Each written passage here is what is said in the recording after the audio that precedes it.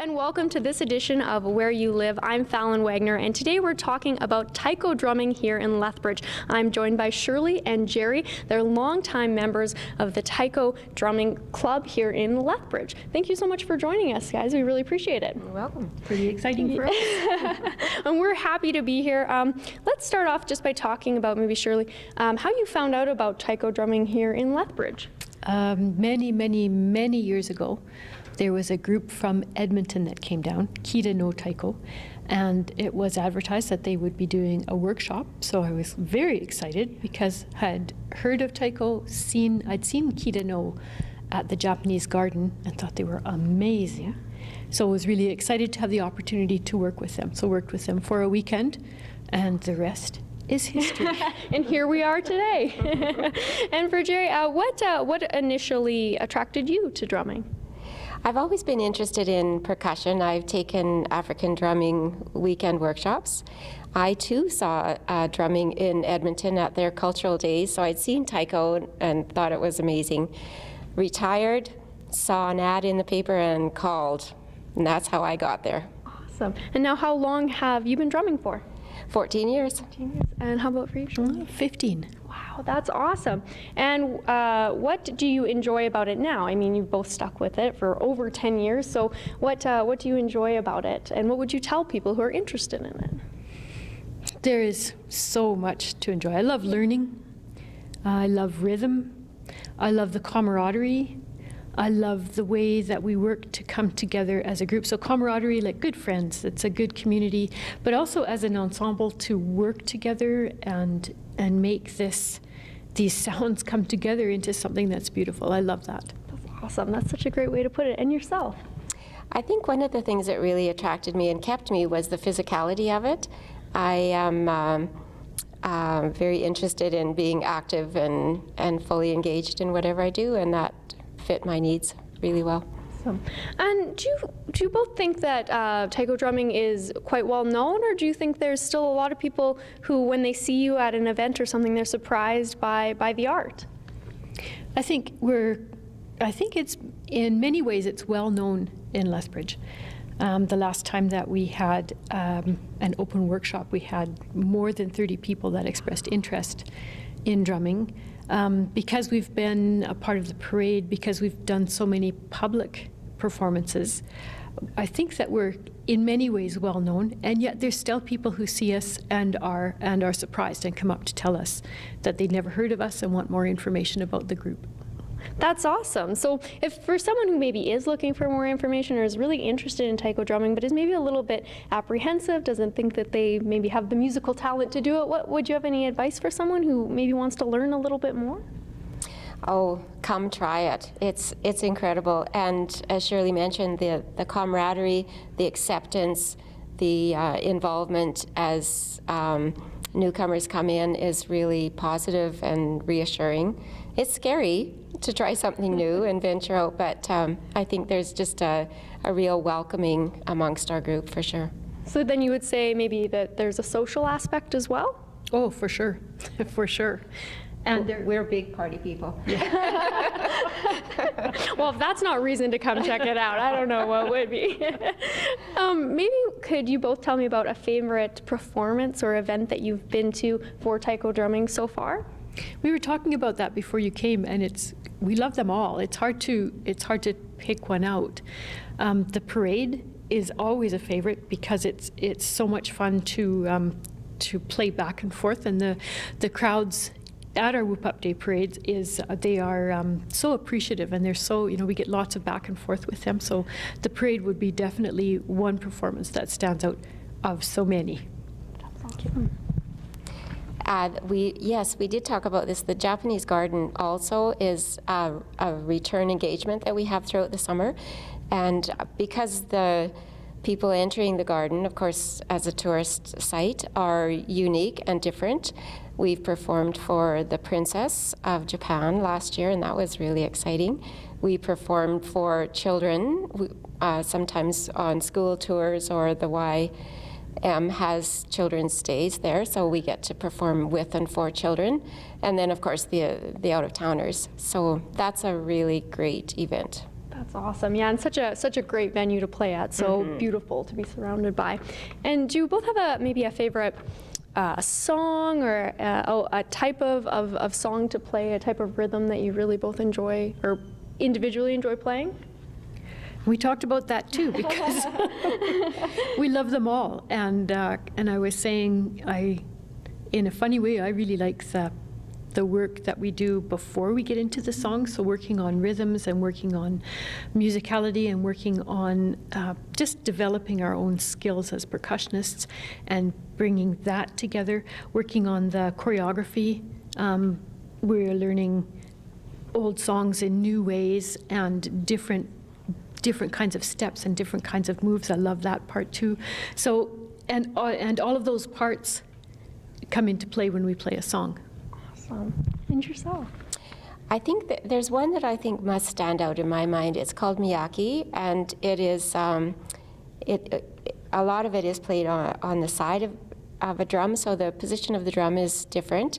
And it's very active. There's lots of hand waving and side drumming and kneeling and ups and so on. So I think because physicality is one of the things I really enjoy, the choreography of that one really appeals to me. Awesome. And the last thing I have to ask is if either of you get nervous before a show, and if so, how do you combat those nerves? Yes. and if we're lucky, we have a chance to run through our playlist before we perform, which is a good way to calm the nerves or realize, oh no. And otherwise, just I think that the acceptance of the group and the positive nature of the group means that we can go out and just have fun. So try to focus on the fun aspect and not on the, I'm going to mess up aspect. I love that. That's so awesome. I love the positive vibes of the group. Yes, absolutely. I get nervous as well. The warm-up that we have is always reassuring. I think breathe deep and don't look at any single person in the audience that you might know. I think that's good advice, just for life in general. I think that's great advice. Thank you both so much for joining us. We really appreciate it. You're welcome. And thank you. Stay tuned for more Where You Live right after this.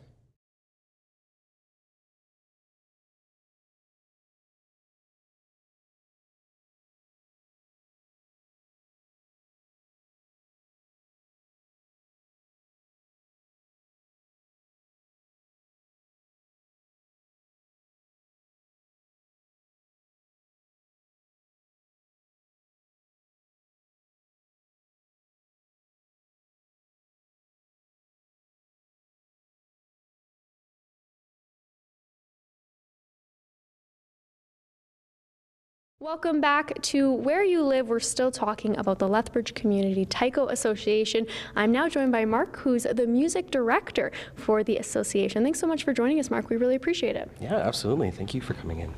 And tell us a little bit about the Taiko Association here in Lethbridge. Lethbridge Community Taiko Association. In our current formation, we've been around since 2007. So just last year in September, we had our 10th anniversary, which is pretty exciting. And we're a community-based group, so we are open to quite a few different demographics of people that are very open for people to join and be a part of our group. So. And what's a little bit of the history about this particular association and how it came to be? Do you know, Mark? It's been around for longer even than this current formation, but it was kind of a journey through, and then in 2007 it got its nonprofit status, and ever since then we've been able to apply for more funding and get all of our beautiful drums that we have, because they're quite expensive. So being able to have our nonprofit status opened up a lot more opportunities for increased numbers and different opportunities for the group as well. So. And now what's Taiko itself? I imagine it's probably a century-old art. Mm-hmm. It's actually quite old. There's a very interesting history. It's a very rich history as well. the earliest documentation is from 558 CE, and there was written documents, so we can assume that it actually probably happened a lot earlier than that, but this is like the earliest recorded information, and there's a record of military drummers going to South Korea to study this new form of drumming that they use for military calls, and then it kind of came over, same with China, and a lot of Asia had this kind of movement with Buddhism that came through, and this is where a lot of this drumming kind of came from, and then since then, all these different areas have since kind of continued on with their drumming in their own style. So it all kind of started from the same place and then developed individually through in Japan and in China and Korea. They've all kind of done their own veins since then. So it's quite old, but the version that we play in North America is called Kumi Taiko, and it's actually really, really modern. So it comes from a long tradition, but the style that we play was actually only invented in 1951. So it's very, very modern, and it was actually invented by a jazz drummer named Daihachi Oguchi, which is very cool. So Kumi Taiko in itself actually means drum set. And so it's an ensemble style of playing, and there's different roles for the different types of drums, and the different ways that they kind of contribute to the ensemble itself is actually set up like a drum set. So you have like a kick drum part and a snare drum part and that kind of thing. So this style is actually quite new. The first group in North America was in 1968 in San Francisco, and that is where every other group in North America kind of stemmed from. So the grandfather, he was the father, now he's the grandfather of North American Taiko, is Tanaka Sensei. His name is Seishi Tanaka, but we call him Tanaka Sensei. And like I said, in San Francisco he started that. And then the first group came to Canada in 1979. So it's very, very modern. Yeah, absolutely. And so then you were mentioning kind of the style that's done here in North America. So it's almost like every member has their own kind of individual part and place within the ensemble. Yeah, and above and beyond that too, there's been kind of different styles and different veins that have stemmed from Tanaka Sensei. There's ones that are based a little bit more in rhythmic musicality, kind of from temple drumming, like I mentioned with the Buddhism. And then there's another Taiko member that kind of stemmed off and did a little bit more of the choreography, and what we play as our style is a blending of those two modes. So it's again, there's kind of different offshoots that have happened, and it's all happened very, very recently. So it's still a very, very dynamic art form. It's still very it's changing regularly. So even now, there's these new younger folks coming up, the children of Tanaka Sensei and the children of these founding members are now coming in, and they're having their Western influence, and they're introducing like Western classical instruments, cymbals, and other melodic instruments, and singing, and all these other things into it. So it's continuously changing every time, and different conferences, you'll see different things coming out. So it's very cool. So is that exciting for you as a music director to be able to watch the art grow, I suppose? Absolutely, it's very exciting for me because I'm also I'm a percussionist by trade, so I actually have a very broad percussion background. Taiko is just one of the many things that I am interested in, and I love the idea of the fusion aspect, right, of bringing in all the different things into a very unique and creative kind of, like I said, fusion of styles. Yeah. Wonderful. And going back to this association, how big is the current group here? Right now, we have officially, we just got our 40th member this year. So we're up to 40 regular full-time members, and it just continues to grow. Yeah, every year we get more. And I think we talked off camera. Are there two different groups that perform, or there are two different practices that happen each week? Yeah, it's not exactly two groups. We are all one group, so we're all members of LCTA, and we all perform together, and we rehearse regularly together. But as I mentioned, because we have so many people, and we have a lot of drums, but we don't have 40 drums. So in order to accommodate the amount of members that we have two rehearsal nights, and they're somewhat geared a little bit more to an entry-level drummer that doesn't know a repertoire, because we have quite a large set list, and then some more experienced drummers that have been around for a little bit more and can kind of learn a little bit quicker.